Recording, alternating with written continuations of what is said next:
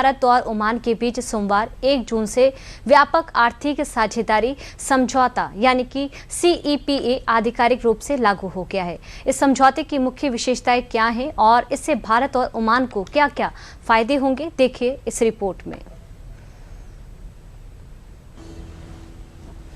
भारत और ओमान के बीच आर्थिक रिश्तों का एक नया अध्याय शुरू हो गया है। सोमवार 1 जून से बहुप्रतीक्षित व्यापक आर्थिक साझेदारी समझौता यानी CEPA आधिकारिक रूप से लागू हो गया है। इस ऐतिहासिक समझौते से दोनों देशों के बीच व्यापार और निवेश को नई गति मिलने की उम्मीद है। अनुमान है कि इसके लागू होने के बाद अगले 3 वर्षों में ओमान को भारत का वस्तु निर्यात 50% तक बढ़ सकता है। आखिर इस समझौते की मुख्य विशेषताएं क्या हैं और इससे भारत और ओमान को क्या-क्या फायदे होंगे, आइए जानते हैं। इस समझौते का उद्देश्य भारत के निर्यात को पिछले वर्ष के 4.06 अरब डॉलर से बढ़ाकर 6 अरब डॉलर तक ले जाना है और मध्य अवधि में लक्ष्य 10 अरब डॉलर तक ले जाना है। ओमान में भारत को अपनी 98.08% टैरिफ लाइनों पर जीरो ड्यूटी की पेशकश की है। इसमें भारत द्वारा ओमान को किया जाने वाला 99.38% निर्यात कवर होता है। CEPA के लागू होने के बाद भारतीय कंपनियों को इस बड़े बाजार में बढ़त मिलेगी।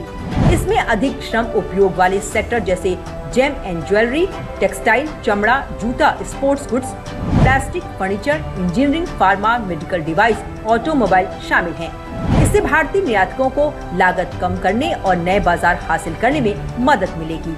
भारत और ओमान ने 18 दिसंबर 2025 को मस्कट यात्रा के दौरान CEPA पर हस्ताक्षर किए थे। दोनों देशों की आंतरिक प्रक्रियाएं पूरी होने के बाद ये 1 जून 2026 से प्रभावी हो गया है। CEPA यानी व्यापक आर्थिक साझेदारी समझौता FTA यानी मुक्त व्यापार समझौते से कैसे अलग है, आइए जानते हैं।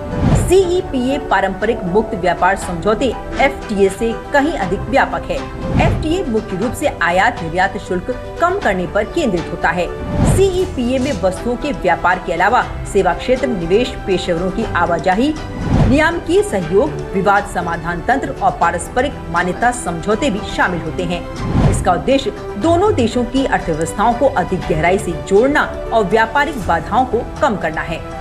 वहीं अपने हितों की रक्षा के लिए भारत ने संवेदनशील उत्पादों को बिना किसी रियायत के समझौते से बाहर रखा है। इसमें विशेष रूप से कृषि उत्पाद जिनमें डेयरी, चाय, कॉफी, रबर और तंबाकू उत्पाद शामिल हैं, जबकि अन्य में सोना और चांदी के आभूषण और अन्य श्रम प्रधान उत्पाद जैसे जूते, खेल सामग्री और कई आधार धातुओं का स्क्रैप शामिल है।